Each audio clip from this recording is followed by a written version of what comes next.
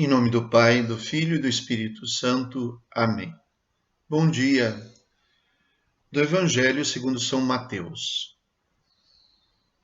Naquele tempo, os fariseus ouviram dizer que Jesus tinha feito calar os saduceus. Então eles se reuniram em grupo e um deles perguntou a Jesus para experimentá-lo: Mestre, qual é o maior mandamento da lei? Jesus respondeu: Amarás o Senhor teu Deus de todo o teu coração, de toda a tua alma e de todo o teu entendimento. Esse é o maior e o primeiro mandamento.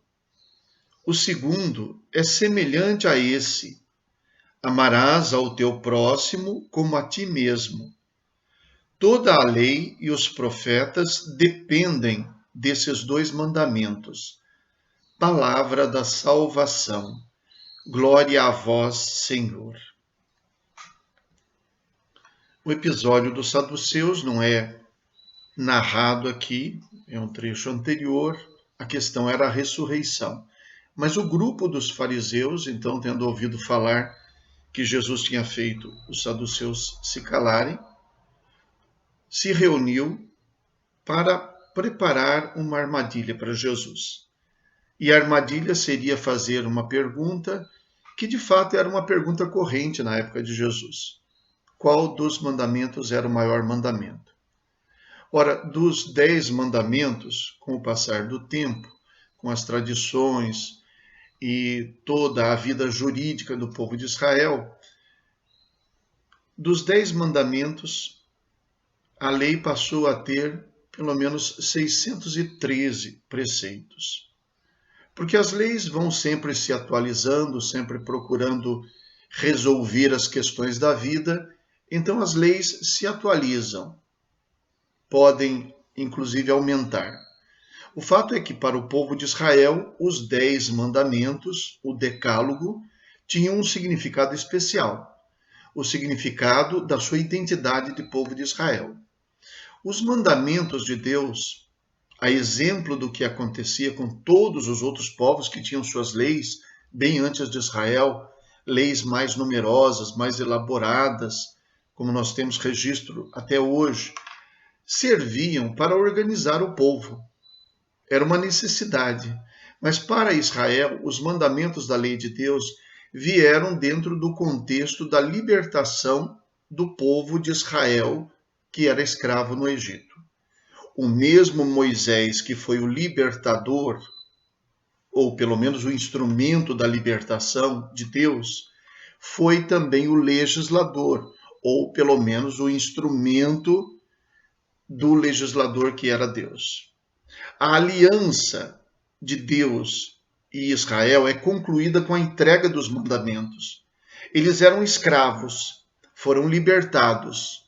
Mas a libertação não foi concluída somente com o fato deles terem sido retirados do Egito.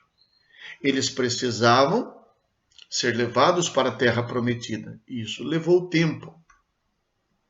A libertação não se concluiu com o simples fato deles serem arrancados de um poder que os dominava. Mas a libertação foi concluída quando além deles terem reconquistado a liberdade, tiveram uma direção para encaminhar essa liberdade. De nada adianta a libertação de alguém que é tirado da escravidão para ficar vagando no deserto. De nada adianta alguém conquistar a liberdade e não ter um caminho, e não ter algum lugar para chegar, ou não ter uma direção para exercitar essa liberdade. Ninguém ganha dinheiro para guardar o dinheiro debaixo do colchão. O dinheiro serve para gastar. Ninguém adquire a liberdade para não fazer nada. A liberdade serve para ser exercida a partir de escolhas corretas. E os mandamentos entram nesta linha. Os mandamentos de Deus também são sinal da libertação. Para nós, não interessa apenas fazer o que dá na cabeça da gente, sem ser obrigado a fazer as coisas, sem ter de se submeter a ninguém. Para nós interessa tomar decisões corretas. Então, os mandamentos representam esta ação, esta direção. Para o povo de Israel, então, esses mandamentos eram um sinal da identidade. Mas o povo, dentro das suas dificuldades, de uma certa maneira se perdia nos mandamentos. E essa questão vinha à tona: qual era o maior dos mandamentos? A resposta de Jesus não vem propriamente dizer somente qual é o maior dos mandamentos, mas vem dizer em qual ideia ou em qual vontade estão fundamentados todos os outros mandamentos. Todos eles dependem desses. E então ele não fala apenas de um mandamento, mas ele desdobra o mandamento em dois: amar a Deus de todo o coração, de toda a alma e de todo o entendimento, e diz ele, esse é o maior e o primeiro, e o segundo, semelhante. Na verdade, não é semelhante porque é só parecido, é porque ele é também expressão do mesmo fundamento. É uma outra face do mesmo mandamento. Quando Deus dá os mandamentos, ele deseja que o povo de Israel viva como quem é capaz de se compadecer também do próximo. Por isso os mandamentos também se referem ao próximo. Quando o povo de Israel era escravo, Deus teve compaixão do povo, quer dizer, Deus sentiu o que o povo sente. E por isso veio libertar o seu povo. Quando Deus entrega os mandamentos, Deus pede ao povo que, além de honrar a Deus, que eles saibam fazer aquilo que eles sabem que o outro deseja, ou não fazer aquilo que eles sabem que o outro não deseja. Por quê? Porque aquilo que dói na pele do outro dói também na minha. Por isso aí o conceito de próximo, que Jesus desenvolve em outra passagem. Então, o nosso amor ao próximo é a maneira de nos assemelharmos à compaixão de Deus, à misericórdia de Deus conosco. Ele é misericordioso conosco, nós somos solidários entre nós. Nós somos caridosos entre nós.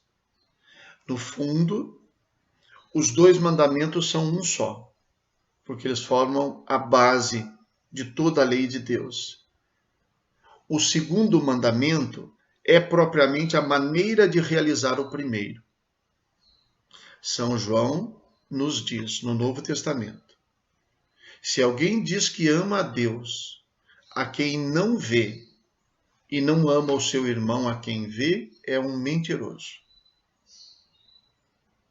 Porque para amar a Deus, necessariamente se expressa esse amor, nós expressamos esse amor através do nosso amor ao próximo.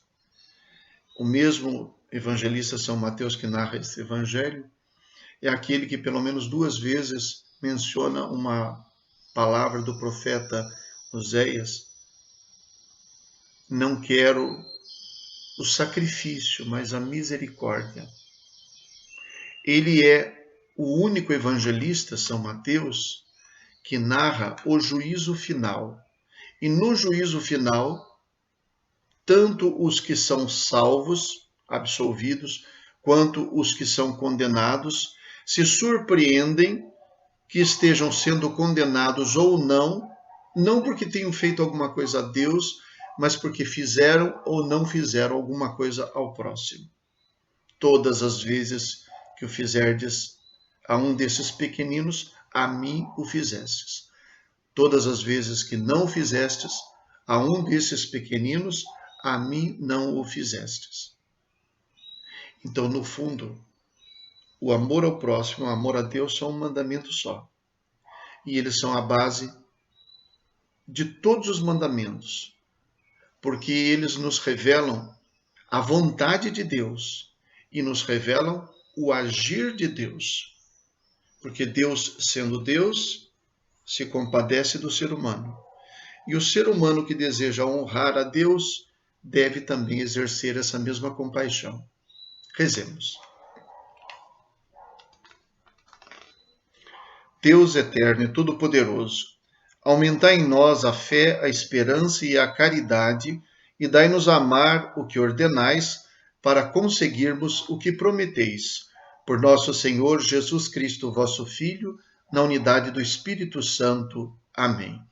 O Senhor esteja convosco. Ele está no meio de nós.